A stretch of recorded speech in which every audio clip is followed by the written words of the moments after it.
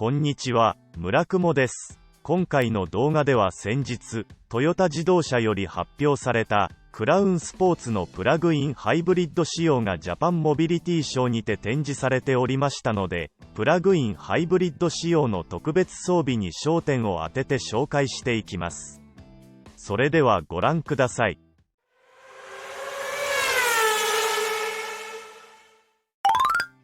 まずは、パワートレーンについてです。クラウンスポーツには2種類のパワートレーンが設定されており、直列4気筒 2.5 リッターエンジンにモーターを組み合わせたハイブリッドの仕様と、さらに大容量のバッテリーを追加することで外部からの充電や電動ドライブシーンを拡張したプラグインハイブリッド仕様が設定されています。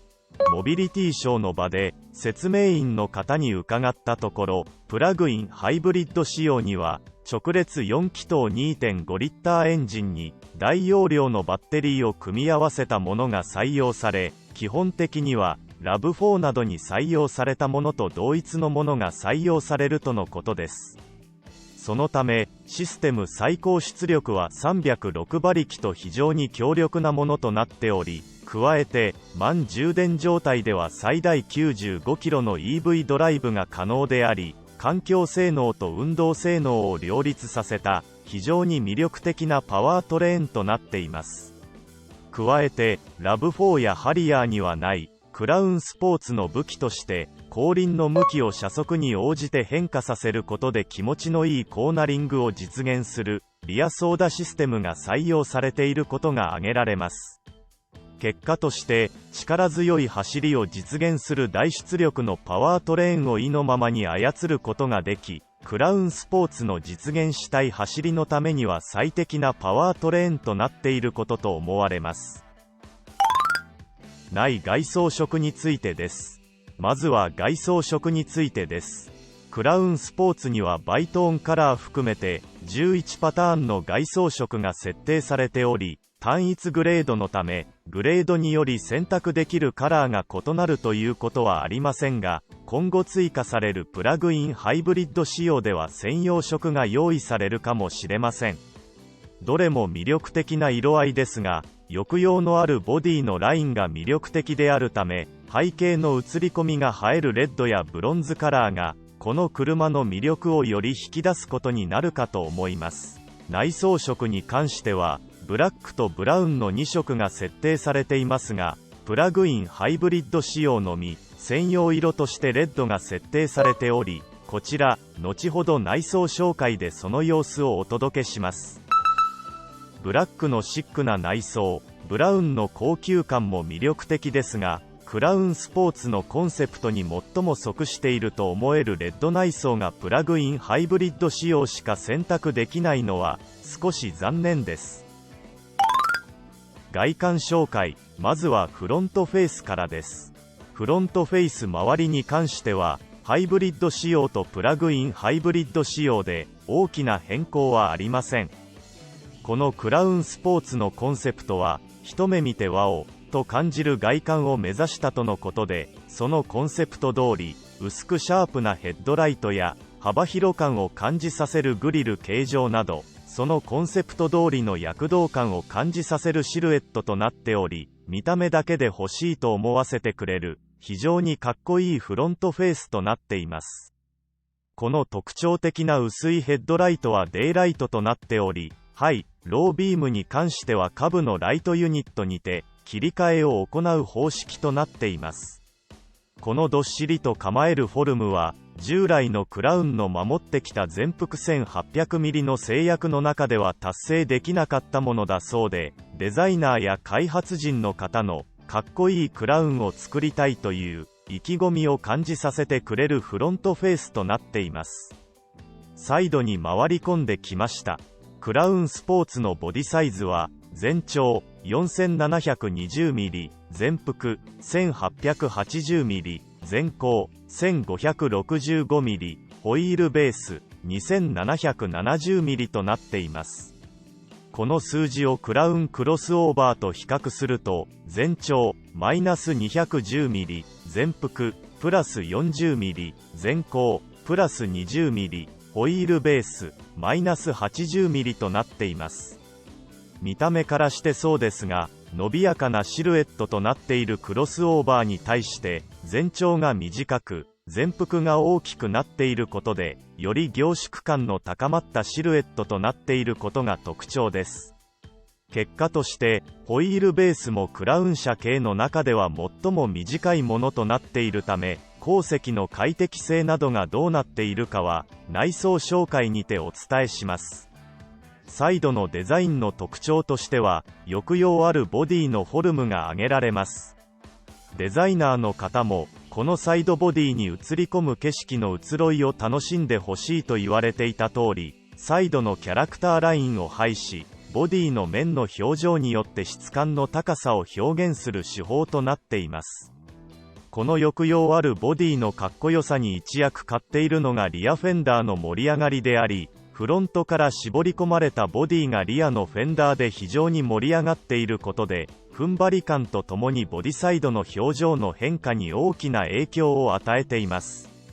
こちらのフェンダーの絞り込みは、ボディをプレスして形を作る工程の限界に挑戦しているということで、ここにもこのクラウンスポーツのデザインにかけるこだわりを感じます。バイトーンとなることで、ドアノブ、ルーフがブラックアウトされ、より引き締まった印象を与えてくれるとともに、バイトーンからの塗り分けはマスキングによって行われているということで、バイトーンを選択しなくとも、塗装の境界で段差が現れるといったこともなく、見た目が損なわれない配慮もなされています。サイドのデザインに関しても大きな変更点はありませんが、プラグインハイブリッド仕様の場合、ご覧の専用デカールが用意されており、ハイブリッド仕様と差別化可能となっています。ホイールデザインはこのようになっており、こちらのブラックのホイールが採用されていることで、足元が引き締まった印象を与えてくれます。タイヤサイズは 235/45R、21インチの体型タイヤとなっており、クラウンスポーツのサイドシルエットの迫力にも貢献しています。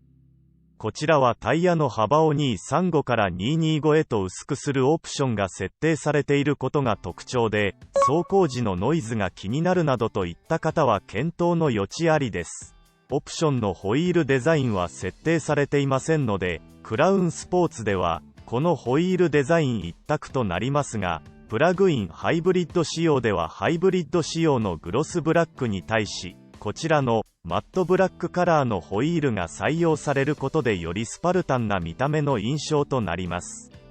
また、ブレーキに関しても、ハイブリッド仕様ではシルバーのキャリパーカラーに対し、プラグインハイブリッド仕様ではレッドカラーが採用され、よりスポーティな見た目となります。リアに回り込んできました。特徴的なのはリアからもわかるフェンダー周りのボディの絞り込みであり、空力特性向上の側面もあるかと思いますが、なだらかに傾斜しているルーフのラインのスポーティーさも相まって、トランク容量確保といった実用性よりもデザインを優先した結果となっており、ここまで突き抜けられたのは軍戦略を採用したためであり、クラウンでそれを実現できるトヨタ自動車の開発力に驚きです。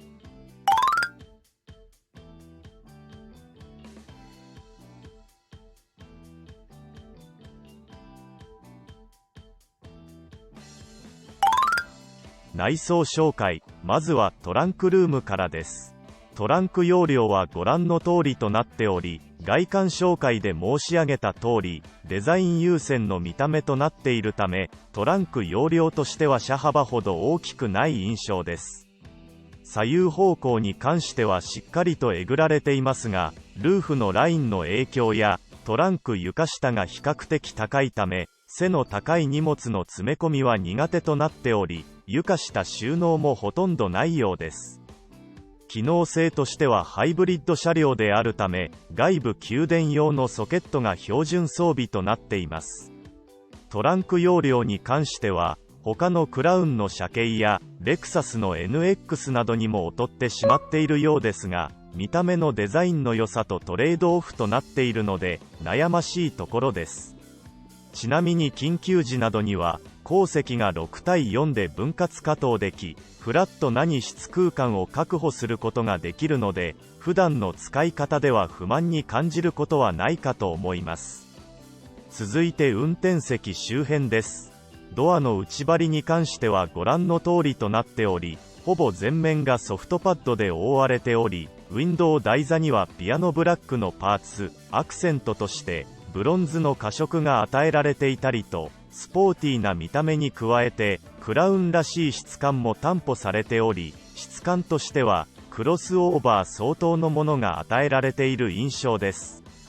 プラグインハイブリッド仕様の専用色であるレッド内装では質感は変わらず、運転席側の内張りはブラック、助手席側がレッド内装となっていることで、運転席と助手席が視覚的にも明確に分けられており、より運転に集中しやすい環境となっています。乗り込みに関しては、そこまでサイドシルが分厚いといったこともなく、SUV のため、頭上スペースがしっかり確保されていることに加え、運転席やハンドルが乗り降りしやすいようにスライドする、イージーアクセス機能も備え付けられています。ハンドルはクラウン専用のものとなっており、ドアの内張りに見られたブロンズの装飾が与えられていることで、質感が担保され、先進感を与えてくれます。外観に関しては、色合いは異なりますが、ハイブリッド仕様にはクロスオーバーと同様のものが与えられています。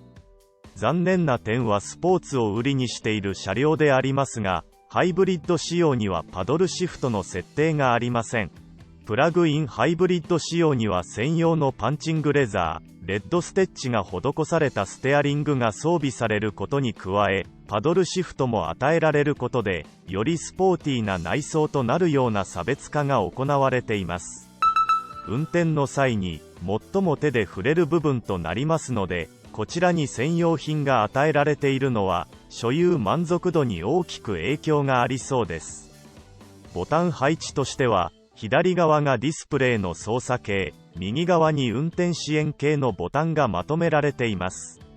メーターに関してはクロスオーバー同様、先代から大きな進化を遂げており、全面液晶メーターとなっており、ご覧の通り、数ある選択肢が用意されていることに加えて、地図画面を表示できるなど、情報表示量がかなり改善されております。また、運転モード切り替えの際には、ご覧の演出があるなど、気分を盛り上げてくれる演出がなされています。このメーター内の情報表示量の拡大に加えて、ヘッドアップディスプレイによる情報表示を併用することで、視線をそらさずに運転に必要な情報を読み取ることができます。こちらの装備に関しても、上級グレードにふさわしく、標準装備となっている点がありがたいところです。予防安全装備に関しても、クラウンにふさわしく最新の装備が与えられており、先行車との車間を一定に保つ、レーダークルーズコントロールや、ハンドル支援といった最新の予防安全系の装備が搭載されていることに加え、上級グレードの Z であることで、リモート操作で駐車を実施することができるアドバンスドパークや、車両周囲の状況をカメラにて確認できる、パノラミックビューモニターも標準装備となっているため、幅広の車両ではありますが、運転は比較的しやすい車両であると言えます。運転席からの視界はこのようになっており、A ピラーとドアミラーの死角が少なく、ナビが視界の両線と被ることもなく、視界は良好となっています。ボンネットフードも視界に捉えることができているため、車両間隔も捉えやすく、デジタルインナーミラーも標準装備となっているところが嬉しいところです。ナビ画面はこのようになっており、12.3 インチのナビが標準装備となっており、非常に操作感度も良いものとなっています。ナビの下には、ハンドルなどと同様の過色が一直線に入っており、余計な装飾がないことで、運転に集中できる内装の雰囲気となっています。助手席周りも囲まれる形状をしており、運転席と対称でなく、全席で特等席を目指したという、クロスオーバーと同様のコンセプトとなっています。ナビの下部には、エアコン操作系のスイッチやシートヒーターなどのボタンがシンプルかつ物理スイッチとしてまとめられているので、非常に操作性は良さそうでした。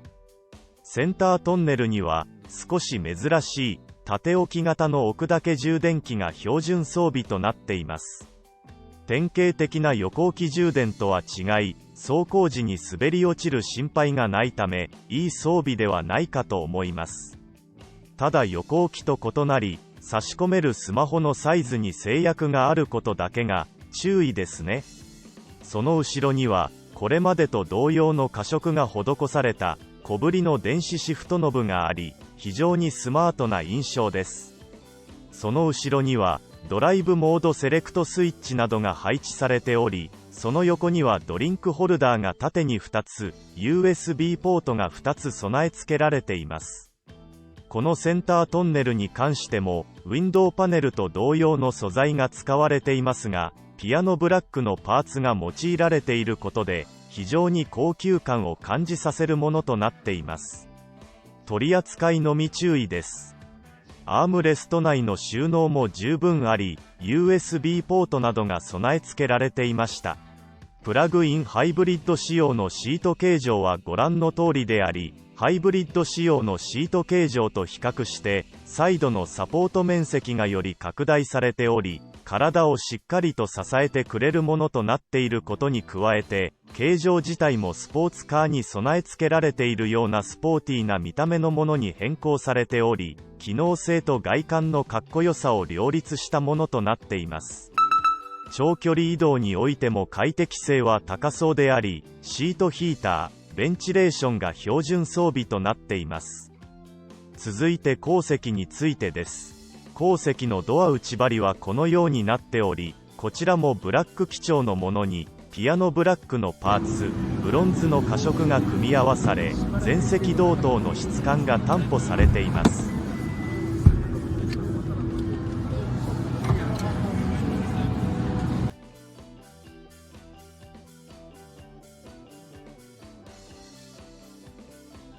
乗り込みの際は、開口幅が少し狭めですが、頭上スペースは十分確保されている印象です。